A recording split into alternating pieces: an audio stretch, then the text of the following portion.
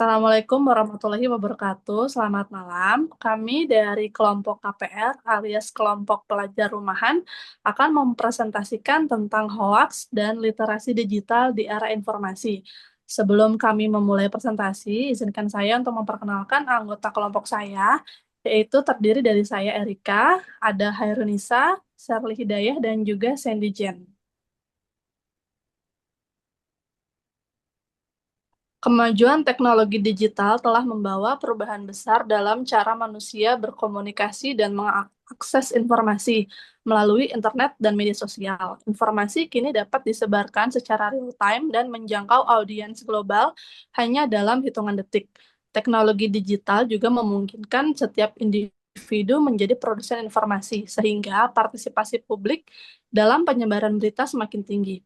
Namun, kemudahan ini juga dapat menghadirkan tantangan baru berupa hoaks ataupun berita palsu.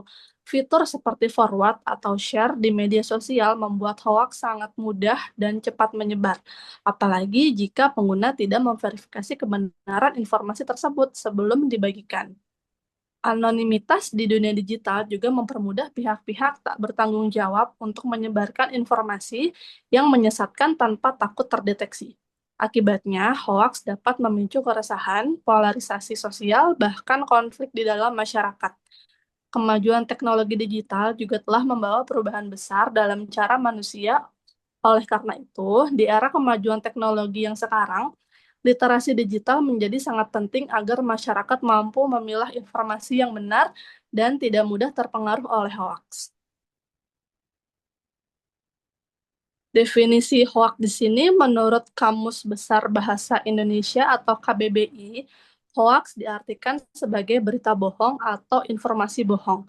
Kata hoaks merupakan serapan dari bahasa Inggris yaitu hoax dan digunakan untuk menyebut informasi yang tidak benar, direkayasa ataupun dibuat-buat dengan tujuan menipu atau menyesatkan orang lain. Hoaks di sini juga sengaja dibuat untuk menyesatkan, memicu keresahan, kebencian, atau kepanikan di masyarakat. Penyebaran hoaks di era digital sangat cepat dan dapat menimbulkan dampak negatif seperti ketidakpercayaan terhadap informasi, kebingungan, ketegangan sosial politik, kerugian finansial, dan juga ancaman terhadap keutuhan negara. Lalu dampak hoax sendiri di sini ada tiga yang terpapar.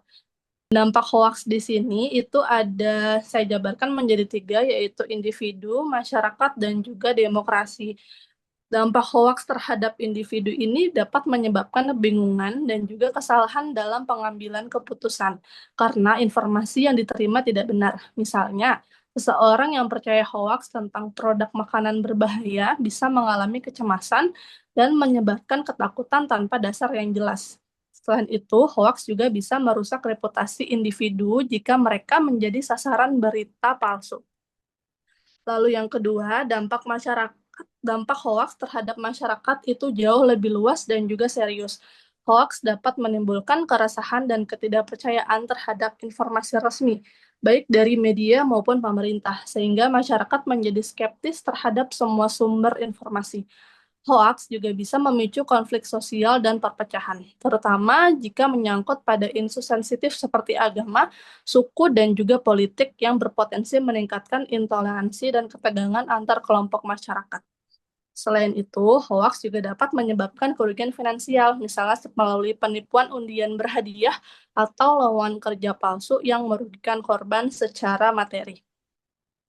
Lalu dampak hoaks yang ketiga yaitu demokrasi. Jadi bisa memberikan dampak yang sangat merugikan terhadap demokrasi ketika berita palsu atau informasi bisa menyesatkan tersebar luas di tengah masyarakat dan kualitas informasi politik yang diterima publik menjadi menurun. Lalu masyarakat pun jadi sulit membedakan mana informasi yang benar maupun yang tidak, sehingga keputusan politik yang diambil pun kerap didasarkan pada fakta yang keliru. Dalam suasana seperti ini, gagasan-gagasan substansial dan program nyata dari para kandidat pun atau partai politik seringkali terabaikan, karena perhatian publik lebih terfokus pada sensasi atau isu-isu palsu yang diangkat melalui hoax. Data hoax di Indonesia. Sepanjang tahun 2024, Kominfo mengidentifikasi sebanyak 1.923 konten hoax yang tersebar dengan puncak temuan pada Oktober 2024 sebanyak 215 konten hoax. Jika dilihat dalam jangka panjang, sejak Agustus 2018 hingga Desember 2023, Kemenkominfo mencatat total 12.547 konten hoax yang beredar di berbagai platform digital di Indonesia. Dari data kumulatif tersebut, hoax paling banyak terkait isu kesehatan 2.357 konten, terutama seputar COVID-19 dan produk kesehatan. Disusul oleh kategori penipuan dan pemerintahan masing-masing sebanyak 2.210 konten, serta politik sebanyak 1.628 konten. Media sosial menjadi sarana utama penyebaran hoax dengan Facebook sebagai platform paling banyak ditemukan konten hoax sebanyak 55,9%. Diikuti WhatsApp 13,9% dan Instagram 7,4%.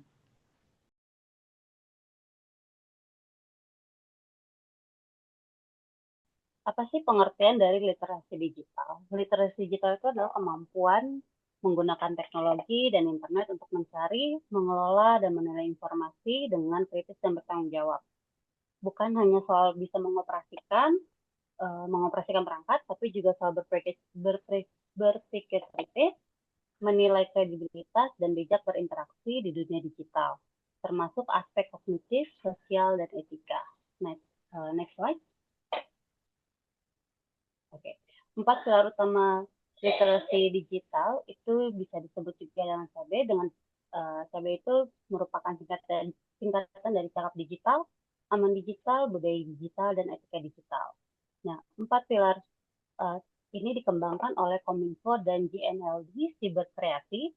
Tujuannya itu membantu kita semua menggunakan teknologi digital secara lebih positif, bijak, dan aman.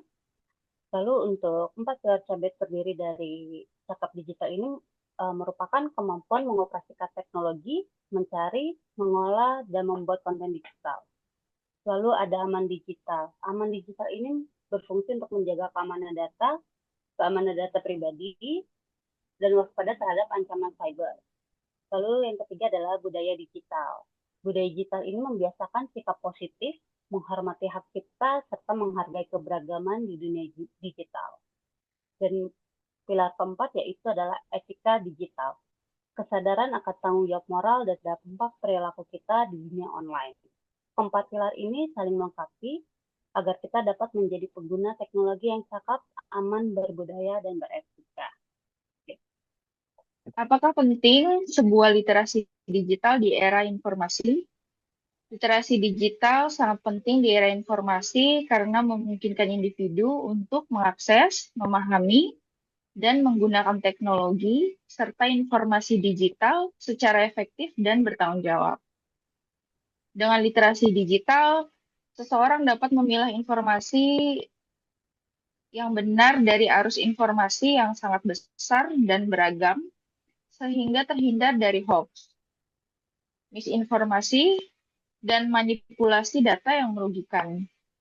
Selain itu, literasi digital juga membantu meningkatkan kemampuan belajar secara mandiri, memperluas wawasan, serta mengembangkan keterampilan berpikir kritis dan kemampuan verbal. Di dunia kerja, literasi digital menjadi kunci agar seseorang dapat beradaptasi dengan cepat terhadap perkembangan teknologi dan manfaat peluang karir yang semakin bergantung pada teknologi digital. Lebih jauh, literasi digital juga penting untuk menjaga keamanan data, pribadi dan melindungi diri dari ancaman cyber seperti penipuan dan cyberbullying. Dengan demikian, literasi digital bukan hanya keterampilan teknis, tetapi juga kemampuan sosial dan etis yang sangat dibutuhkan agar individu dapat berpartisipasi aktif dan produktif dalam masyarakat digital yang dinamis dan kompleks. Selanjutnya, hubungan literasi digital dan pencegahan hoax. Secara ringkas, literasi digital adalah alat utama dalam pencegahan hoax karena membantu masyarakat untuk yang pertama memilah dan memverifikasi informasi secara kritis, lalu meningkatkan kesadaran akan bahaya hoax,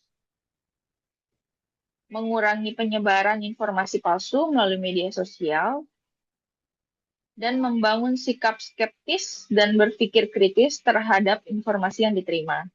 Dengan demikian, peningkatan literasi digital merupakan strategi efektif untuk menangkal hoax dan menjaga kualitas informasi di era digital.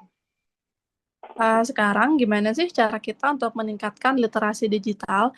Yang pertama, kita bisa memulai dengan berpikir kritis, dengan mengembangkan kemampuan kita untuk mempertanyakan dan juga menilai keabsahan informasi yang kita temukan di internet.